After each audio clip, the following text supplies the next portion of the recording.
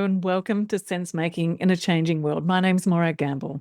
Each week, I invite you to join me in conversation with leading educators, thinkers, activists, authors, designers, and practitioners to explore the kind of thinking and action we need to navigate a positive and regenerative way forward, to myceliate possibilities, and to share ideas of what a thriving one planet way of life could look like. My guests offer voices of clarity and common sense. Today, I'm joined by Sam Teicher, coral farmer and co-founder of Coral Vita, an Earthshot Prize winning reef restoration company growing corals on land and replanting them back onto damaged reefs. Sam's work sits at the meeting place of ecology, community, innovation, and the urgent question of how we protect living systems in a warming world.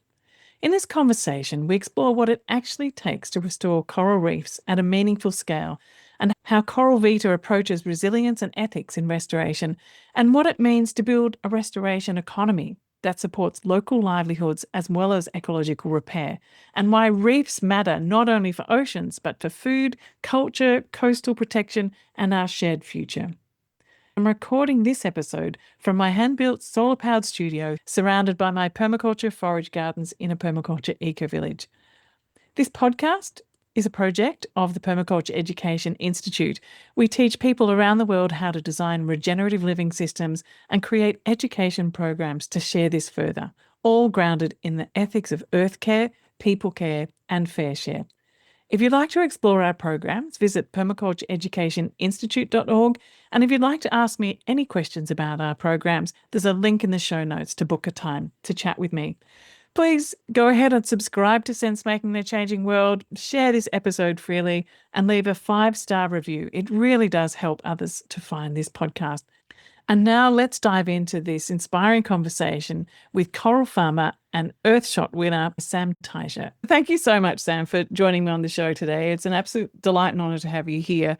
Before we jump into learning more about your work in coral farming, coral restoration, and the way in which that you're doing this, which is really extraordinary, I'd love to just take a step back and to talk about the importance of coral in the world. What is going on in the world of coral at this point in time, and why is it so important that we are paying such close attention to it? We could spend the whole podcast talking about why corals are important, but I'll keep it as brief as possible. And thank you so much for having me on board, and to all the listeners tuning in. Coral reefs are, in my very biased opinion, one of the coolest and inspiring ecosystems on the planet, but they're also one of the most important. We often think about coral reefs as these underwater wonderlands, which they are. They take up less than 1% of the sea floor. They also sustain 25% of marine life. I feel like the closest many of us will ever get to being an astronaut and visiting an alien planet is actually scuba diving and going down to these reef ecosystems and seeing the dazzling colors, shapes, creatures. It's really spectacular. And again, just to do a little coral 101 biology before we get into this, corals are actually animals, for those who didn't know it, that have plants living inside of them that make rock for their skeleton. So they're pretty also just cool in and of themselves, 3-for-1 creatures. And they basically form these underwater cities as they grow that provide habitat, nurseries, and space, and working their way up the food chain, supporting life in the sea, as I described before. They're also incredibly valuable and important to humanity. It's estimated that they generate 2.7 trillion US dollars a year. They power tourism economies. Everyone that wants to go snorkeling or scuba diving in the Great Barrier Reef or Ningaloo Reef. The fishing industries, whether they're artisanal or commercial, that depend on them. Taxi drivers, airplanes that are flying into countries that are bringing in these tourists, governments. There's so much economic value tied in, while they also act like natural barriers, preventing against erosion and storm surge. They protect lives and infrastructure.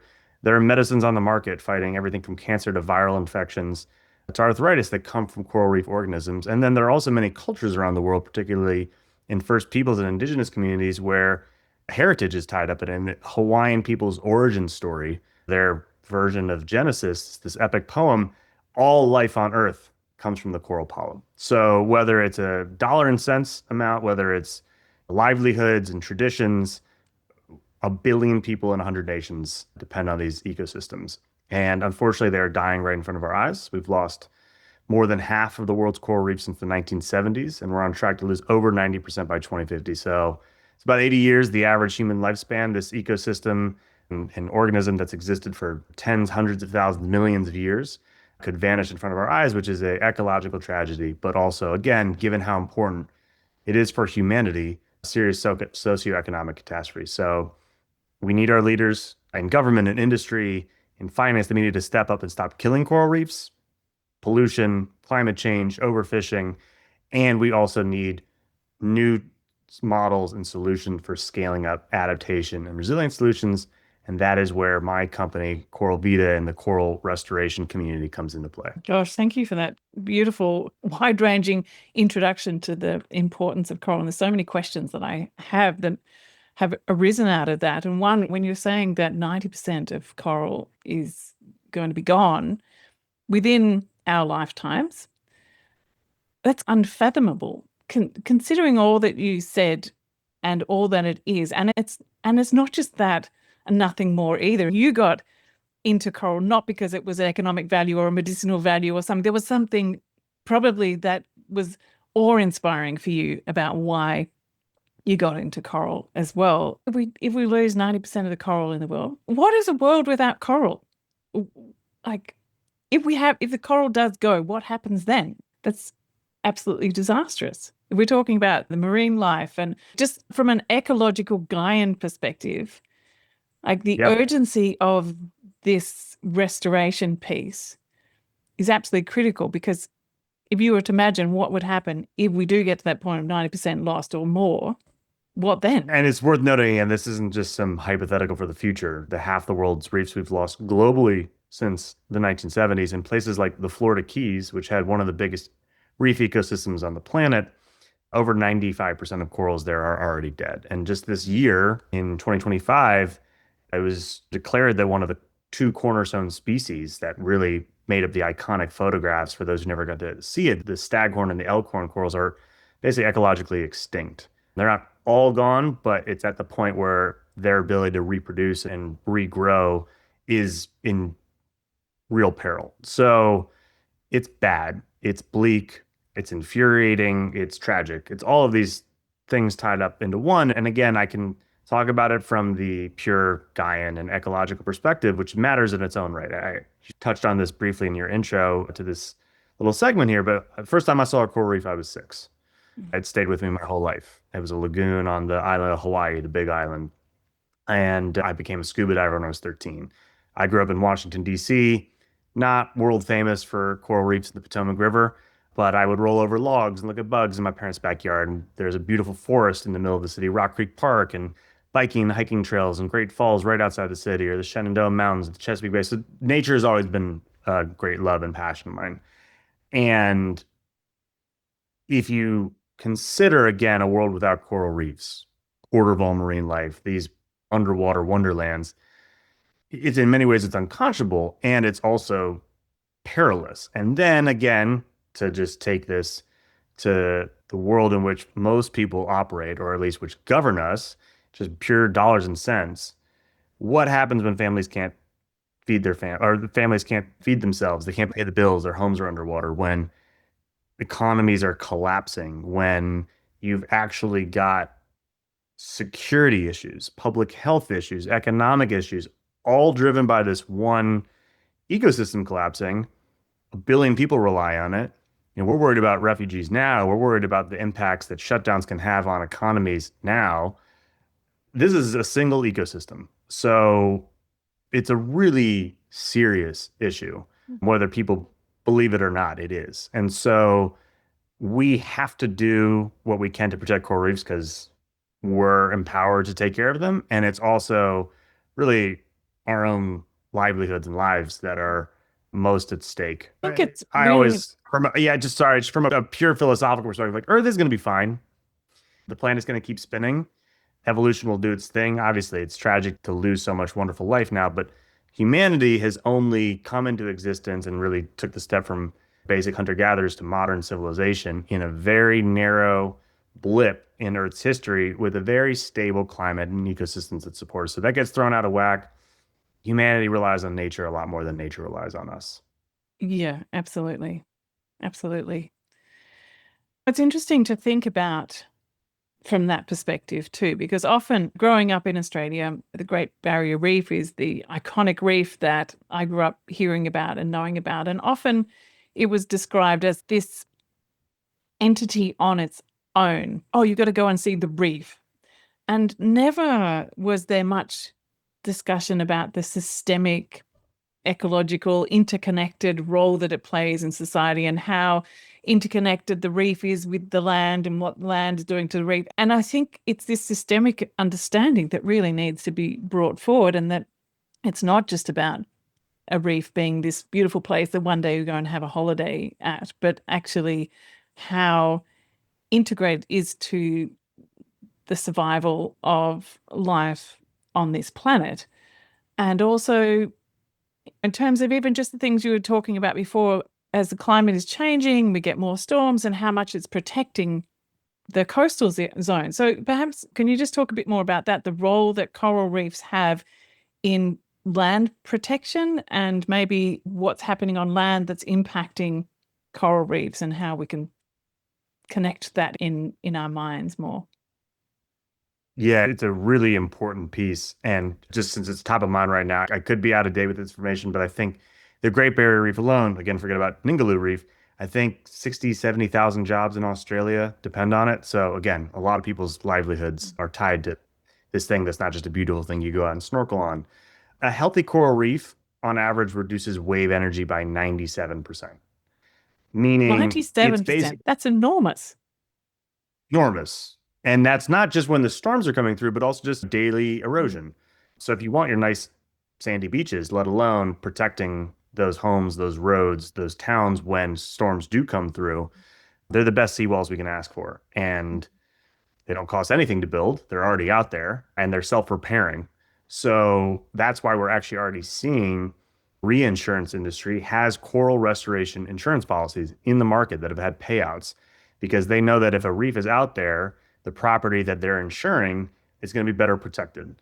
The US military, through DARPA, the sort of R&D arm of the Defense Department, they did some pretty wild, outlandish things, the origin of the internet, things we don't even know about or want to know about. But they had a pilot project called Refence, which is always great when the military is using puns, but it's looking at how oyster and coral restoration can be a more cost-effective and effective means of protecting naval bases than concrete seawalls. Oh, wow. Mangrove for oyster reefs, they all do the same thing. There was a study that was done when Hurricane Sandy famously hit New York and New Jersey, which aren't used to getting those types of storms a decade or so ago.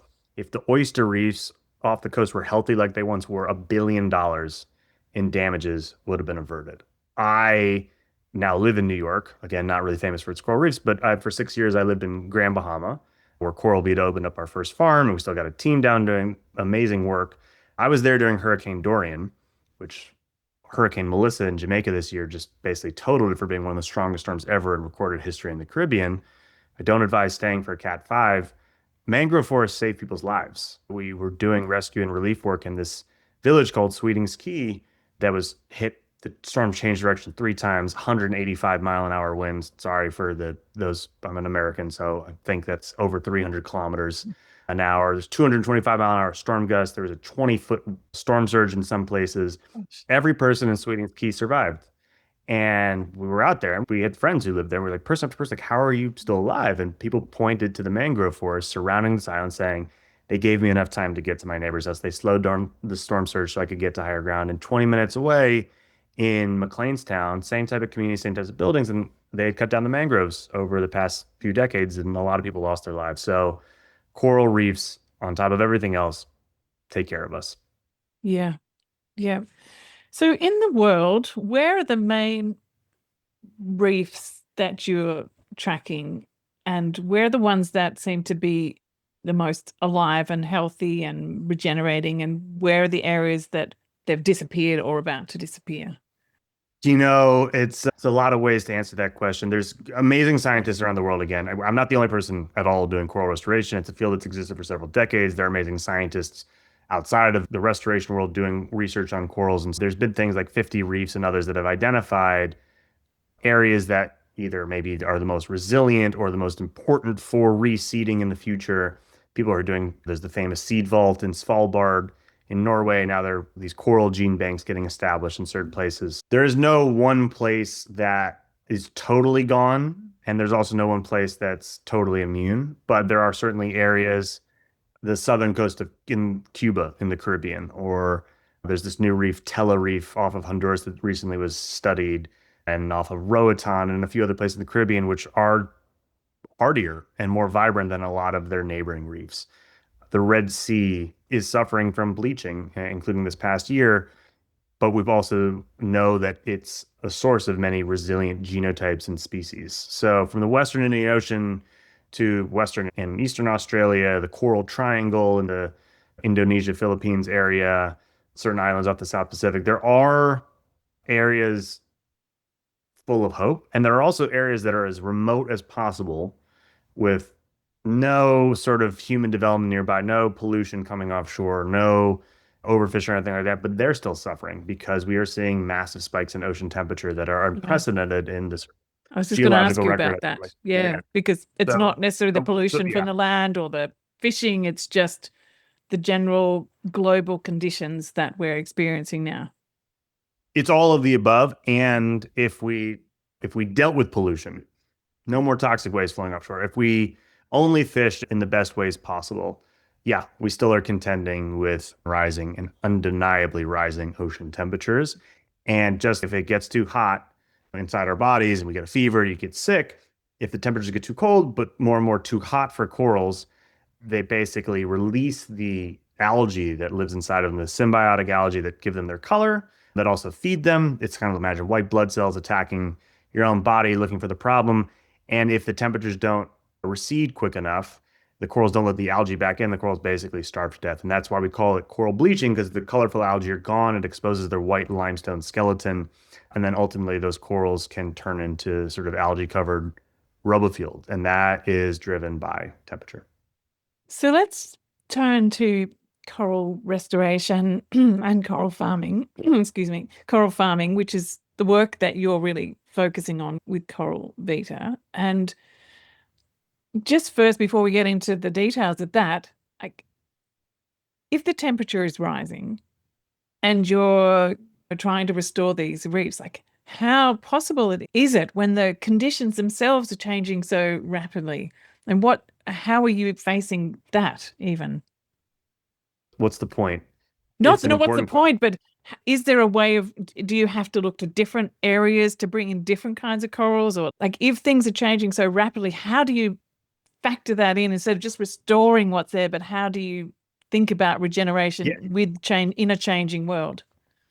it's an important framing and perspective and set of questions. Again, it's not like there's a direct way to answer it, but again, the best thing to do for reefs is to stop killing them. Not every Yes. reef can be restored, right? Again, if we had a hotel once that said this is a no-brainer, we want to bring in snorkel and scuba tourists. We can market this. We believe in this. Next to their beach was a river, and upstream was a textile factory, and that pollution is going to prohibit any form of restoration until you deal with that. With climate change, with rising temperatures, there is a field of science that's emerged in the past decade or so known as assisted evolution.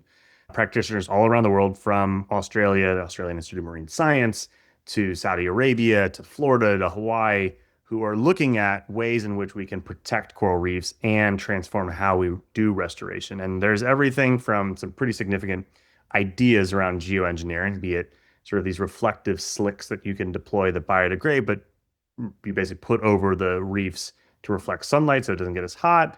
People talking about pump up cool water from certain areas, things that are pretty pie in the sky, maybe are what we need, but that's not what we're focused on or touching. What we do does require a little bit of extra context as well, but basically we look at thermal stress hardening the corals. So coral farming and restoration, again, it's existed for a few decades. Amazing practitioners around the world doing this work. Largely has been done by universities, it's been done by community groups, it's been done by NGOs. And outside of the university system, it's largely these underwater ocean-based nurseries. Coral Vita, we focus on land-based aquaculture parks. And there's many reasons why we do that, for scalability, for increasing species diversity, unit economics, but we also control the conditions in the tanks. And the analogy we like to give is we can give corals the spa treatment or we can take them to the gym. So we can look at what facilitates faster growth for the corals, or what's the best conditions from, again, pH, light, flow, salinity, temperature for reproduction. Corals make babies. I highly recommend people look up coral spawning videos, safe for work, narrated by David Attenborough and others. But after full moons, once a year, often corals will reproduce. You can do that in lab settings as well. So what can we do to make the corals be healthy and happy and grow fast? Or what are the projections for future ocean temperatures in areas that we're working? Which are the genotypes within species that already have heat tolerant traits? We would do a ton of stuff to track where our corals come from when we fragment them, what genotypes they're from. So we raise the temperatures of the tanks, we lower them down, we identify which ones are naturally more heat tolerant, we grow more of those brood stocks on our farms, we can spawn them and crossbreed them together, and then put out more resilient genotypes. It's not a silver bullet. It's not going to work every time. And again, with others doing this work as well, but with Coral Vita, we've seen very encouraging metrics so far. So our farms right now, we operate in the Bahamas, in Freeport, Grand Bahama. We're working with the King Abdullah University of Science and Technology in Saudi Arabia. We just completed a pilot project in Dubai. We're soon to be operating a farm in Florida. We want to do this work all around the world. But just from where we've seen some great results, again, the past few years, there's been some serious spikes in ocean temperatures. General rule of thumb, it depends what region you're in, but if 30 to 50% of your corals have survived after a year, it's a successful project in a non-bleaching year. We had, after record-breaking temperatures, one of our restoration sites, 30% of our corals survived, while the entire reef naturally occurring around it died. I want that 70, 80, 90% survivorship, but there's 30% more corals from the work we did than had we not intervened. And in other restoration sites around Grand Bahama, again, 75% coral survivorship, 90% survivorship after 3 years, twice as many fish populations. And actually, in December 2025, this year, we just completed surveys in Dubai, which is not a friendly aquatic environment for corals. There's been a lot of sedimentation, rising temperatures there as well, coastal construction, all sorts of things, and near record-setting heat in summer 2025. We planted corals in December 24 and May of 25. And talk to me in a few years, and we'll see how they're doing. But we, on the survey, found 2 dead outplanted corals. So about 98% of our corals in this area survived, which was surprising even for me. Wow, that's Is that amazing. enough? No. But what can we do with science? What can we do with engineering? What can we do with funding and policy and community groups and all these things combined to give reefs a chance until we figure out how to stop killing them? That's really what we're focused on doing. So, what was it about your restored part of the reef that was more resilient than the reef that was already there? Like when you were saying that 30% of yours survived, the ones around it died. What was different about those? Was it that you've selected more robust species? What was it that's going on there? Yeah, this combination of selective breeding, again, of native species. We're not taking corals from the Red Sea and bringing them to the Bahamas. We're taking Bahamian corals, Caribbean corals. But selective breeding, stress hardening, using our farms when there was this massive spike in temperatures a couple of summers ago, we actually basically used the coral farm as a safe house. We brought in big coral colonies, as many as we could, kept them in cooler temperatures, brought them back out to the reef. So taking all these things together contributes to how we can give these corals a better pathway for surviving. I've never heard of that before. Safe house for coral. It's amazing. And so you also talked before about a seed bank for coral as like some kind of. So is there an international network that exists to connect people around this? Yeah. Yep. There's amazing practitioners doing this work. We're partners with some of them. We don't do any seed bank work ourselves, at least not yet. But yeah, in different countries and regions around the world, given how bad things look for corals, ensuring that we can hold on to that genetic and species diversity stock so that through future restoration efforts, we can reintroduce things that we lose. Yeah, amazing. So how do you actually do this? Like, how do you put coral out in a, how do you do that restoration work in the ocean? What does that look like? Yeah, it's been fun, the conversation. I feel like we've been slowly circling in, and now we're going to get to actually how we do the restorations. Again, just a simple analogy for folks. It's not like instead of reforestation, it's reef restoration. So we got to stop deforestation, but we know reforestation works. We got to stop killing reefs, and we know restoration works and is essential. So the corals grow in the wild in two different ways. There's the spawning, which I talked about before. Eggs and sperm get released in the water column. They mix. New coral baby happens. It settles on a rock and grows there until the end of time or until the end of its time. There's also fragmentation, asexual reproduction. So if there's a storm, if a parrotfish knocks off a piece when it's nomming on it, whatever it might be, but that fragment that breaks off can attach to a rock and then start growing into sort of a new coral colony.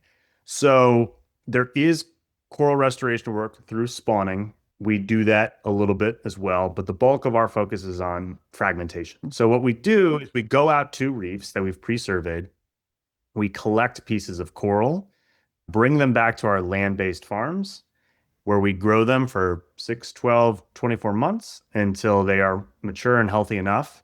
Then we bring them back out again to different pre-surveyed restoration sites, and you go down with underwater drills and marine epoxy glue or cement and you attach them and they grow and they do their thing. That's the very simple version. And so as we're doing that, again, we're incorporating these different scientific methods to improve the outcome. So there's the assisted evolution stuff to improve resiliency. There's also a technique known as microfragmentation, where you basically can accelerate coral growth dramatically. We basically can grow corals in months and years instead of decades and centuries. This is open source science. We didn't invent it. Other people are doing this work as well, but we have these sort of production-oriented large-scale farms that allow us to do this in a big and meaningful way, because most coral restoration projects, again, are out in the ocean. It's a beautiful day at the office and great work being done by people using those methods exclusively, but there are significant limitations. You have to set up and maintain an underwater garden at every reef that needs to be restored. You can't do much of that resiliency boosting work. The unit economics are pretty impractical when you're talking about growing millions and ultimately billions of corals. And then you can only really, in a meaningful way, grow branching coral species. So if people can visualize coral reefs, different morphologies, there's corals that branch, they look like fingers or tree limbs or deer's antlers. Then there's the bouldering corals, the brain corals, and encrusting corals and plating corals. Branching corals, you could take a cutting from the size of your thumb and it'll get to your hand and wrist in 6 to 12 months. Wow. Both bouldering species and the others, to grow from the size of a coin to the size of your hand could take 20 years, 50 years, 100 years. Wow. So most restoration projects only grow the branching species, which are important, but aren't the whole pie. And so with the microfragmenting, you basically take a big coral colony, you cut it up into tiny little pieces, you put those pieces near each other, and almost like scar tissue, they fuse into themselves. So earlier in the interview, I talked about corals are animals. One piece of coral, when you look at it, is actually a colony. It's hundreds or thousands or tens of thousands of clones, of genetic copies of these polyps. And so if you take them from the same colony, they'll look for their neighbors and they'll put their energy into growing tissue. And we give them a plug or a coral cookie, as we like it, a skeleton. And suddenly we're growing those corals in 6, 12, 24 months instead of 10, 50, 100 years. So more diverse, more resilient corals, and then we're, again, can supply an entire region's reefs potentially from a single land-based farm. Amazing.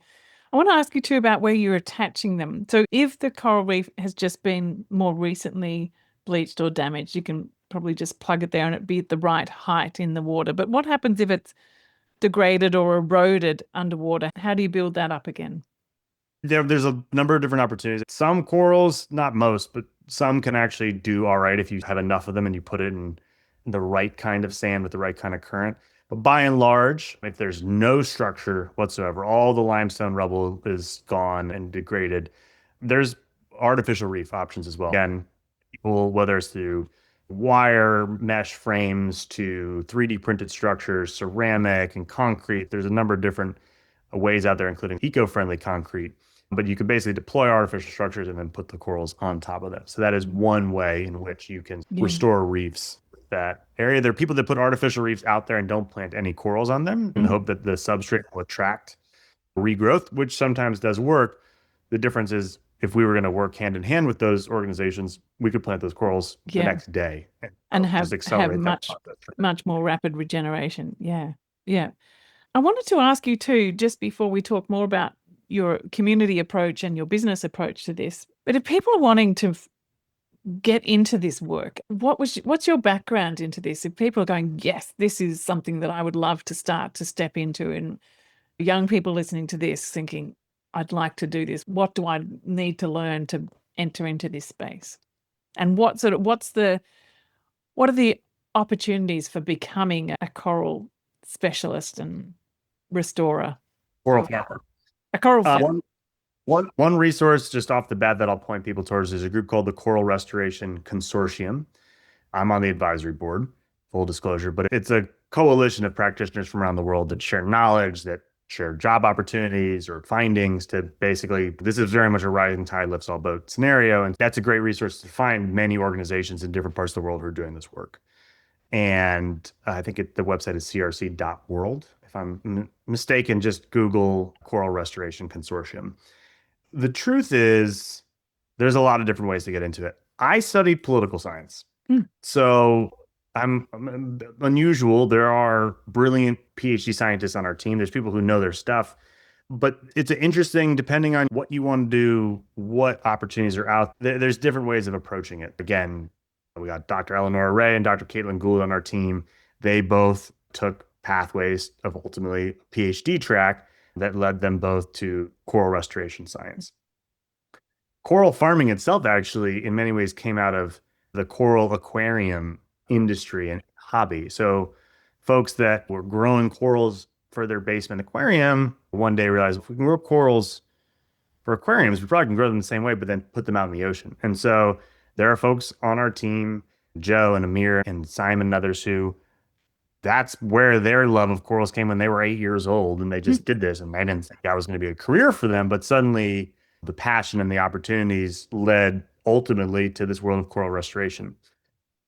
We also, at Coral Vita, we have a community-based approach to our model, and that can come via our coral farms being on land. They're not only coral production centers and they're tourism attractions in and of themselves, but they're education centers. So we've got elementary school students to university students in the Bahamas coming and visiting our farm and doing internships and hands-on learning. We work with fishermen. We work with NGOs as partners. We do all sorts of workforce development and empowerment for these local communities, and also employment. So more than half of our staff in the Bahamas is Bahamian, and one or two of them had marine science backgrounds. Another one, Tyreek, he and I were on the rugby team together. He'd been a scuba diver since he was a kid, but he was a roofer. But he had a passion for what we were doing and was willing to learn skills. And he went from knowing how to scuba dive and that was it, to knowing how to grow coral, plumb aquaculture systems, do surveys out on the reefs, create the concrete plugs and structures that we use to grow the corals, lead tours for when people are getting off the buses and coaches and whatnot. So it's not a one A to B line. And again, for me, I definitely didn't grow up thinking I was going to be a coral farmer. I didn't think I was going to be an entrepreneur. I didn't even think I was going to be working in the environment. But ultimately, together with my friend and co-founder and grad school classmate Gator, we were thinking about how our backgrounds of academia, NGOs, and policy weren't solving environmental challenges quickly enough or effectively enough. Bureaucratic inertia to funding restraints in the NGO world, to, as Gator likes to say, he felt he was writing the obituary for the planet. And so we focused our master's degrees on the confluence of business and the environment, got a $1,000 grant from our grad program at Yale, and we took that $1,000 for a ride around the idea that there could be a business for coral restoration to scale impact. So it's a very long-winded way of saying, yes, you could study marine science. Yes, you can go for the traditional approaches. And if that's calling to you, do that. And also don't feel like if you don't have those backgrounds, this world is closed off to you. There's a lot of ways you can contribute. And the last thing I'll say is, this is starting to grow more, but we need more engineers. We need more software developers. We need more financiers coming and supporting nature protection and preservation. So you could also do a career shift into this space and be completely supportive of the work and the mission we're trying to all achieve. Yeah, I totally agree. I think, all the skills that everyone has, whether it be legal skills or practical building skills, if you put a new lens on it, like earth restoration, coral farming, then something else can happen. Yeah, thank you for that broad response. So picking up on what you said. I see it, guys. So broad is my world. Know enough about a lot of things to be dangerous, but then work with specialists around me to really know what they're talking about. Yeah. Yeah, that's the best way. I so I wanted to pick up on what you're talking about, that the way that you've taken to restore the parts of the planet that you're really focused on and that's contributing to the whole is through a business approach. And like you said, the funding constraints, the bureaucratic constraints. So tell me more about how this has come about. So Coral Vita is a for-profit, but for good company. Can you tell us more about how that's evolved and how you're seeing the power of that approach? Absolutely. Again, not the path I thought I'd find myself on. I had an NGO background. I worked on policy around climate adaptation at the White House and for a coalition of island nation governments, but saw that the world we live in, if you can create basically sustainable revenue streams, you can actually fund greater levels of impact. The first experience I ever had with coral farming was actually in Mauritius in the Indian Ocean. I was working at my friend's NGO, Eli Africa, between college and grad school, got a grant from the United Nations to set up a traditional ocean-based coral nursery. I am still incredibly grateful to that grant and that opportunity. And for those who have not had the joy of applying for a UN grant before, it's a cumbersome process. It was for meaningful in terms of the work we could do, but pretty tiny amount of money that ran out fairly quickly. That also had tons of restrictions on it. And we were able to grow 5,000 corals once with that grant, but then the funding didn't get renewed, and that was the end of the project. And one island nation like Mauritius needs 5 million corals or more grown every year, let alone 5,000 once. And so that was a big part of the genesis for me, and then ultimately my co-founder Gator, as far as this grant and donation funding model on its own is not going to cut it. And if you strip away all the beauty and the wonder and just the environmental reasons to do this work and to care, which is, again, that first coral reef I saw, I was 6, dived since I was 13, studied the environment in college and grad school. That argument, unfortunately, doesn't win the day for everyone. So the $2.7 trillion a year that coral reefs generate and the risk of that value being lost by reefs dying, maybe that could be a motivating factor to get stakeholders to pay to protect and restore reefs. And so that was where this idea of a business was born. And that's where sort of Coral Vita emerged from. And so we have a few core pillars of the business model.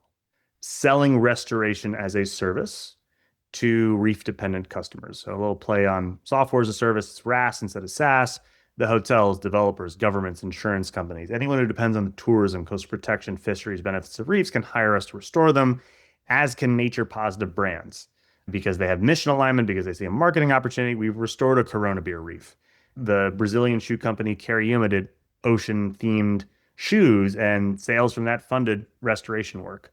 Can you Broken Planet, which is just yeah, maybe stop and just expand on a couple of these threads? Because if so, you're getting companies who are selling a product that is then the money from the sales of that is coming back into you because they're one promoting way, that yes. work. Yeah. So there's selling restoration as a service, licensing technology and expertise, and then relocating corals out of impact zones. Those are the three Yeah. pillars, but I'll come back to the first one to dive deeper there. Pun fully intended. The idea is that, okay, so there's the direct beneficiaries of a healthy reef. If you are a hotel trying to draw in snorkel and scuba tourists, and that reef in front of your property is dead, they're probably going to go spend their money elsewhere. Mm. And there was a study done, at least in the Caribbean, that scuba tourists pay sometimes more than double the average tourist in the Caribbean. So you're talking about high value clients and sometimes your main clients. And that's not just affecting the hotel, that's affecting the taxi drivers, the governments, the local restaurants. So the health of the reef is essential to these tourism economies. So whether it's the hotels, the governments, the developers, and then also those coral restoration insurance policies that we talked about earlier, anyone who stands out from reefs dying can hire Coral Vita to restore the reefs they depend on. There also are these new conservation financing mechanisms emerging that are already on the market, like the restoration insurance policies, but we've all heard about carbon credits, biodiversity credits are coming.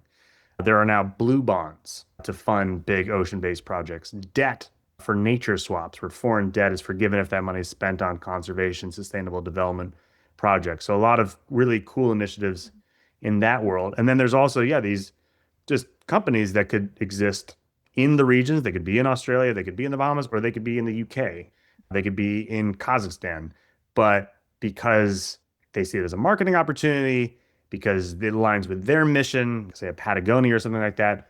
Or the EU recently passed a nature restoration law. And so companies that damage nature because they're building a new plant or whatever it might be, they have to pay for restoration, and it could be elsewhere. All those things basically mean instead of companies just trying to be carbon negative, who's trying to be nature positive, they can fund restoration work. So yes, we have restored a Corona Beer Reef. We did partner with this sustainably minded shoe company called Kareem, a Broken Planet in the UK, which is a streetwear company. Boutique jewelers up to Fortune 500s all can be customers. So that's that part. And then the farms also generate revenue by being tourism attractions. So people just pay to visit an aquarium. Our farms are educational, they're interactive. So you're visiting us in Grand Bahama, people pay to visit the farm. And then we also do adopt a coral campaigns. So you could go on our website right now and you could see, oh, it's the holidays, my niece's birthday. I love what these people are doing, whatever it might be. But people from around the world, individuals, can fund real impact in the ocean. We also have developed technology that we use ourselves, but we license to other people in the community. Our brain coral technology actually this year was recognized as one of Time Magazine's best inventions of 2025. Wow. To make a Congratulations. very, thank you. It's very exciting. The team deserves a lot of credit for that. To make a very complex thing simple, we basically are to have a app-based tool tied to computer vision and artificial intelligence to rapidly collect and analyze key data flows for coral health and growth that let us basically do a better job of restoring reefs at a lower cost while collecting really important data. And the tools are going into underwater applications. So we use that, and then we license that to other people in the restoration world. And then when corals are at risk from coastal development, more often than not, they just get destroyed. But whether legally or optically, when people have to relocate corals out of those impact zones, they often go to engineering firms or consultants who don't have coral health necessarily as their top priority. So as a way to put our mission first and our expertise in coral health front and center, while then also, again, hopefully encouraging these stakeholders to pay for additional restoration, that's also a space we're working in. A real world example where, again, that was revenue for the company that let us do more restoration, but also had a meaningful impact on the reefs. We did a relocation project when a canal over years had gotten filled in. It was no longer navigable. They had to dredge it. Almost 4 years later now, by the last survey, 98% of the corals relocated had survived. And 10 miles away, the exact same time we were doing that relocation work, a traditional company was hired for a massive dredging project for a dock extension, all sorts of things. And within 3 months, maybe 20% of those corals had survived. So restoration as a service, vertically integrated farms, tech, relocation, all these things come together where we basically feel we can generate millions and millions of dollars a year to fund restoration instead of a grant here and a donation there. And what that means, we can do bigger, more impactful projects to really keep reefs alive. What's your big picture? Your sort of, if you could, do you have, I want to restore this much of the Earth's coral reefs, or do you have that kind of Earthshot idea? We do have an Earthshot idea because we actually very honored that we were the inaugural winners That's of right, Prince you William's did. That's Revive amazing. Our Oceans Earthshot Prize. Yeah. One could say we do have an Earthshot idea. You do have an Earthshot. My dream is we're put out of business because reefs are fine and we don't have any more to restore. I sadly don't think we're heading in that direction anytime soon, but I do think we have the opportunity, even if it's not fully realized in our lifetimes, that we can ensure that there's enough healthy, resilient, diverse corals out there so that in generations to come, corals can recover. The adage of plant a tree so your grandchildren can sit in the shade. So I envision that every nation on Earth, whether it's our own farms, whether it's our tech powering other people's work, whether it's our roadmap inspiring other people, but that every one of the 100 countries and territories that have coral reefs have large-scale land-based commercial coral farms that are growing millions and billions of corals to keep these reefs alive. And maybe there's coexisting mangrove restoration, sea urchin restoration, seagrass restoration. You can really have this coastal regeneration that also is putting money into these local communities and having this opportunity to, again, do for profit, for nature, for good. And yeah, have that be a roadmap for how we can do things better. So you have a background in policy.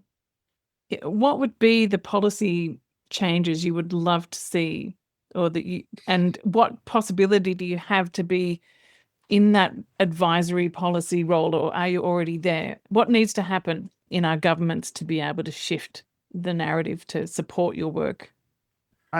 Two things come to mind. One, and I'm speaking here as an American, if that wasn't obvious, though it is, I think, translatable to other countries as well.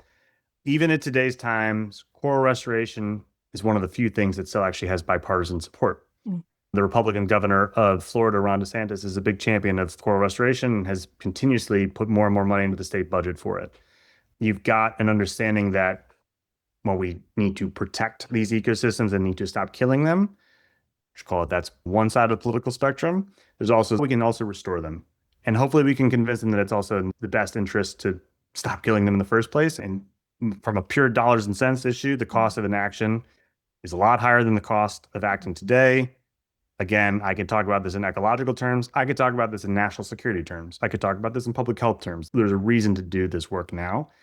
But I think another thing, which I particularly was thinking about right before the 2024 US presidential election, I was in a room where there was a pollster on the left, a pollster on the right, and the pollster in the middle. And they were talking about things that matter to Americans. I'm not going to say the environment there are things that matter. Taking care of your family, bills, there are safety. It's understandable that the environment is not everyone's top priority, but there was this moment when they said, what are the top 14 things? And one of the surveys had the environment and climate change at like 14th. And I think the shift, or a shift I think is necessary, is to not have the environment and climate and nature be its own category, because a healthy environment affects the economy. A healthy environment is part of public health. Yeah. A healthy environment is part of it's not a direct link as far as like A caused B. However, the summer before the Arab Spring started, there was massive wildfires and droughts in Ukraine and Russia, which was the breadbasket of North Africa and Middle East. And rising food prices are what ultimately caused that food vendor to light himself on fire. And years of drought in Syria, together with other contributing factors, led to this rural to urban migration, which the Assad regime did a horrible job of managing. But we were thinking about all the cascading effects that refugees have caused for Europe and other countries around the world. There is a tie-in directly, uncategorically, to the health of the environment. And so I think the shift is both that this is something that is not a separate issue, and it's also a massive opportunity. Like, why not have 21st century energy instead of 19th and 20th century coal that also contributes to lung issues and asthma attacks and all these other issues? Why not have an economy that is prosperous and thriving, but also is uplifting people and putting money into the ecosystems that sustain us all? So I think that's not a ready-made tagline, which is what policymakers often, but I do almost think of it, this is an embedded reality. It's a huge opportunity. The costs of inaction, as I said before, far outweigh the cost of acting today. And it'll be better. And I think, and that's what we leave our children. Yeah, we need to, I don't think just protect the environment is getting cut through anymore, is it? Probably never was. It has to be integrated, as you're saying, into everything that we talk about. It just needs to be, it's the basket that holds all the different other conversations, and it threads its way through.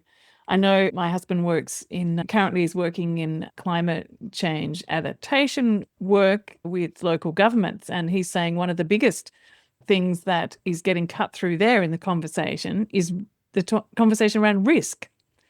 So it's not about necessarily protecting the environment. It's like, how do we avert risk? And that's, I guess, what you were talking about with defense and all these other sorts of things and public health. It's like averting the risk of all of those other things happening.